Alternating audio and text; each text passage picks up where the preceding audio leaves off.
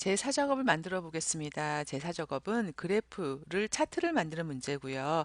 차트를 갖다가 이 문제지에 있는 출력 형태와 같이 만들어 가지고 그 다음에 제4작업이란 이름의 시트에다 집어넣는 문제입니다.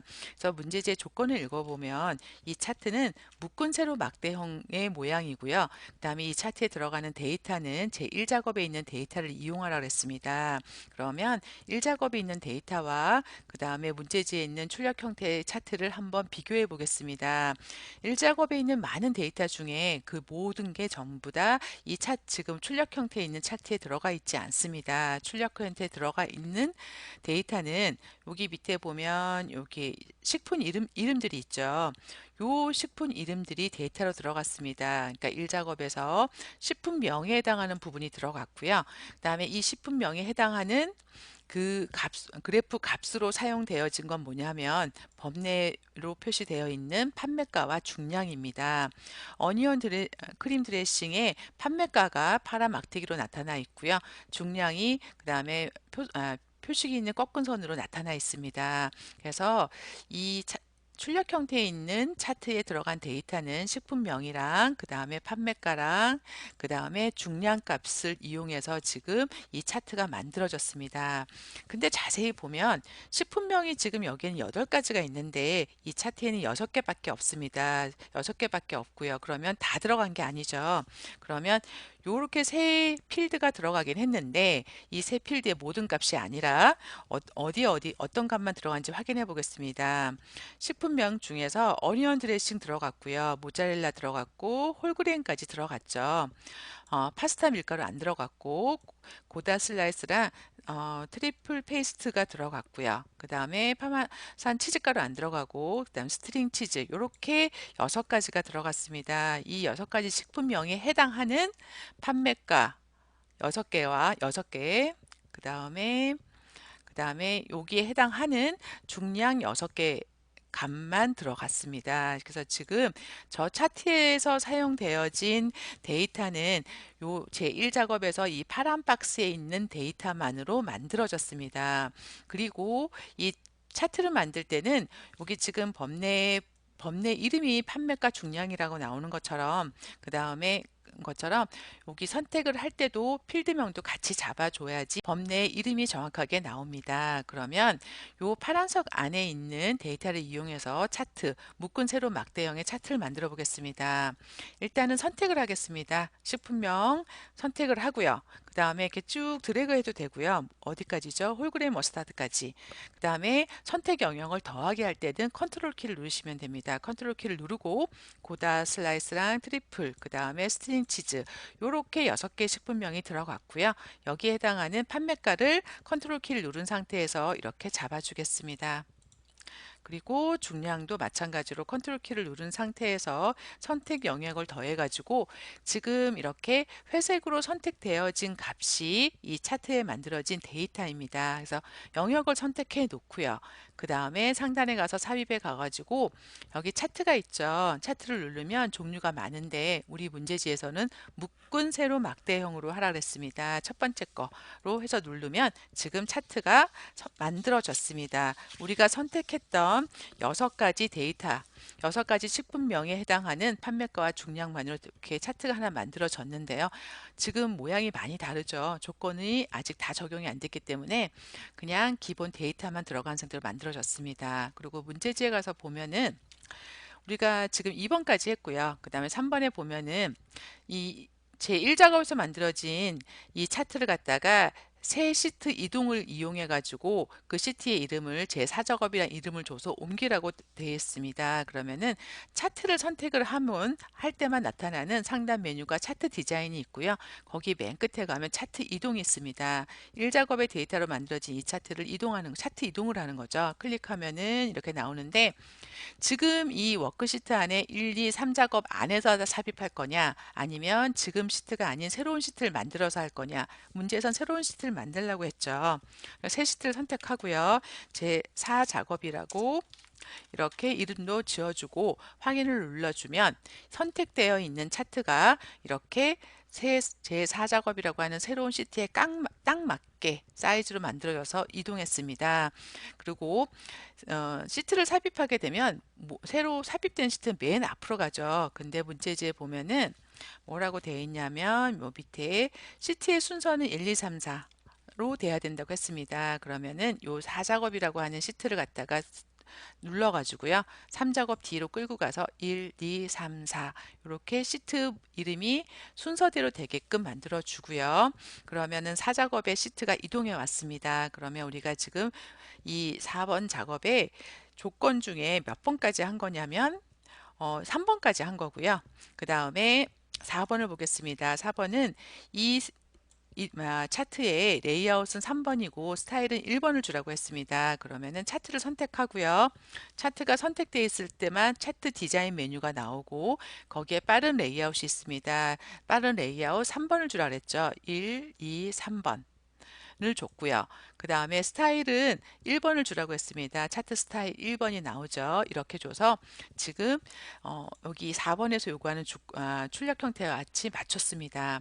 그리고 5번의 조건은 뭔가요? 5번의 조건은 차트 전체에다가 글꼴은 11포인트를 주고 그다음에 차트 전체에 채우기 효과를 질감 파랑 박엽지를 주고 그다음에 여기 가운데 영역, 가운데 하얀 영역은 그림 영역이라고 하는데 거기는 흰색으로 채우라고 했습니다. 그러면 한번 해보겠습니다. 여기 와가지고 차트를 일단 선택을 하고요. 그 다음에 홈에 가가지고 글꼴을 바꿔주겠습니다. 굴림에 11포인트를 주고요. 그런 다음에 이 차트의 색깔을 바탕색을 줘야 되죠. 그럼 차트가 선택되어 있으면 상단 메뉴 중에 서식이라고 나옵니다. 서식에 들어가서 도형 채우기에 들어가면 질감이 있고 그 중에 파란 박엽지를 선택해 줍니다. 그러면 차트 전체가 파란 박엽지가 됐는데 문제에서는 그림 영역, 요 가운데 그림 영역은 흰색을 채우라 그랬죠. 그럼 가운데 여기 비어 있는 부분을 클릭하면 여기 가운데 그림 영역만 선택이 됐습니다. 그림 영역을 채우기 위해서 흰색을 넣어주고요. 그러고 나면 지금 우리가 5번까지 다 했습니다. 그 다음에 6번을 해보겠습니다. 6번은 제목이 들어가는 부분에 글꼴에 대한 지정입니다. 제목을 굵게 20포인트를 주고요. 그 다음 흰색 바탕과 테두리를 주라고 이렇게 만들어 주라고 했습니다. 그러면 먼저 글자부터 쳐보겠습니다. 차트 제목이라고 되어 있는 데가 제목이고요. 여기 클릭해서 활성화시킨 다음에 여기 차트 제목을 까맣게 선택한 다음에 내용을 입력하겠습니다. 이렇게 내용을 입력한 다음에 그 다음에 요 박스를 선택하고 일단 글꼴 지정부터 하겠습니다. 글꼴은 굴림으로 되어 있고요. 20포인트에다가 굵게 주라고 했습니다. 진하게까지 주고요. 그 다음에 이 박스에 대한 색깔과 테두리는 박스가 선택되어 있을 때 상단 메뉴 서식에 가면 도형 채우기에서 흰색을 주고요. 윤곽선은 검정색 이렇게 주면 지금 차트 제목 부분이 완성이 됐습니다. 그 다음에는 이제 서식 부분인데요. 여기 중량에 해당하는 계열을 표식이 있는 꺾은 선형으로 바꾸라 했습니다. 이게 지금 표식이 있는 꺾은 선형이죠. 그래서 여기 차트에서 중량 부분을 중량에 해당하는 값을 표식이 있는 꺾은 선으로 만들고 보조축을 주라고 했습니다. 우리가 만든 차트에서 와서 보면 지금 중량은 요 바닥에 딱 붙어서 거의 보이지가 않습니다. 왜냐하면 판매가는 액수가 숫자가 크고요. 그 다음에 중량은 숫자가 너무 작기 때문에 요 X 그러니까 Y축 하나만으로 표시를 하면은 중량은 거의 값의 변화를 볼 수가 없는 거죠. 그래서 이 중량에 해당하는 값의 변화를 보기 위해서 이 중량을 갖다가 그 표식이 있는 꺾은 선을 바꿔주고 그 다음에 이 중량을 위한 보조축을 갖다가 이 옆에다가 이렇게 만들어 주라고 하는 겁니다. 그래서 한번 해보겠습니다. 차트로 와가지고 지금 이 중량 부분을 표식이 있는 꺾은 선을 바꿔줘야 되는데요.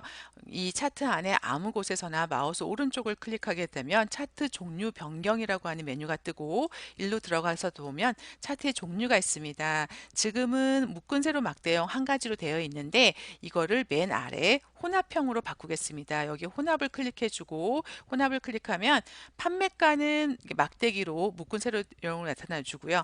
중량은 꺾은 선형이 아니라 표식이 있는 꺾은 선형. 표식이 있는 꺾은 선형을 선택해 주고 나서 그 다음에 여기 보조축이라는 게 있습니다. 보조축을 체크해 주게 되면 이 중량을 위한 이쪽 오른쪽에 축이 하나 생기면서 중량 값을 위한 미세한 변화들을 알 수 있게끔 보조축이 생겼습니다. 이렇게 해주고 확인 눌러주게 되면 지금 요 부분이 서식에서 해당하는 요 부분이 완성이 됐습니다. 그리고 계열이라고 하는 게 이제 요런 막대기나 꺾은 선으로 표시된 건데 참조하고 그 표식의 부분이 있죠. 이 표식의 부분을 갖다가 네모 모양으로 바꾸고 그다음에 크기는 10을 주라고 했습니다. 그리고 레이블 값을 주라 했는데 레이블 값은 얘가 레이블 값이죠. 여기 트러플 페이스트라고 하는 이 막대기에만 레이블 값을 주라고 됐습니다. 그래서 요거 한번 해보겠습니다. 차트로 와가지고 표식을 한번 선택을 하겠습니다. 그래서 표식이 모두 다 선택이 되었고요. 그 상태에서 마우스 오른쪽을 클릭하게 되면 데이터 계열 서식이 있습니다. 계열 서식에 와서 여기 지금 옵션이 많이 있는데 첫 번째 채우기 옵션으로 들어오면 거기에 표식이라고 하는 부분이 있습니다. 이 부분을 클릭하게 되면 표식을 클릭하게 되면 표식 옵션이 나왔습니다. 기본 제공하는 모양 중에 우리는 네모로 할 거고 크기는 10으로 할 거라고 이렇게 해서 엔터를 쳐주면 모든 표식이 네모로 10 사이즈로 바뀌었습니다. 네, 요거를 하나 해주는 거고요. 또 한 가지는 뭐를 해줘야 되냐면 레이블 값을 나오라고 했습니다. 여기 42,000원이라고 나온 거죠. 다른 막대기에는 안 나오고 여기 트러플 페이스트 이 막대기에만 나와야 됩니다. 그래서 한번 선택을 하면 모든 막대기가 선택되고요.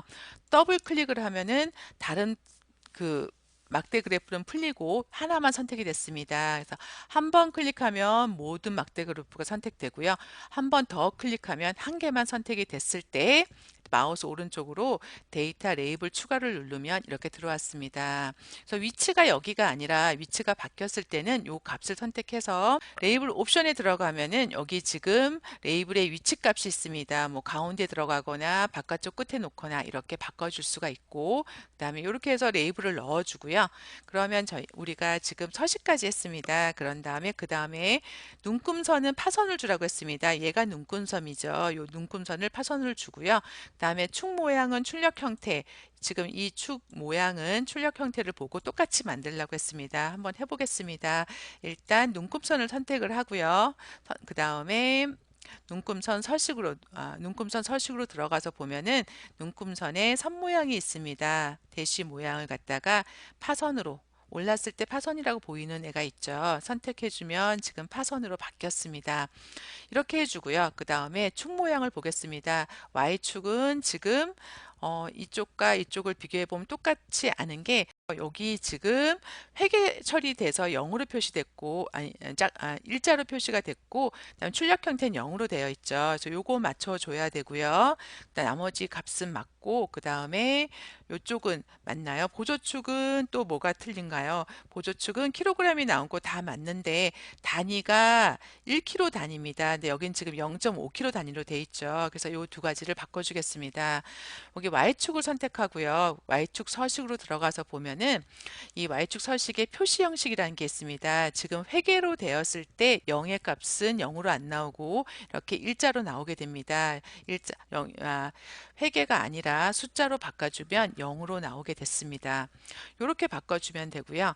다음에 이번 보조축으로 와가지고 보조축에서 마찬가지로 축서식에 와가지고 이 단위 값을 바꿔줘야 되겠죠. 그래서 여기 단위 값이 기본이 0.5로 되어 있는데 1.0으로 이렇게 넣어주면 지금 단위 값이 바뀌었습니다. 여기 뭐 보조 단위는 지금 나오지 않으니까 굳이 안 바꿔도 되고 여기 기본 단위만 바꿔주면 지금 시험지 유형과 똑같이 만들어졌습니다.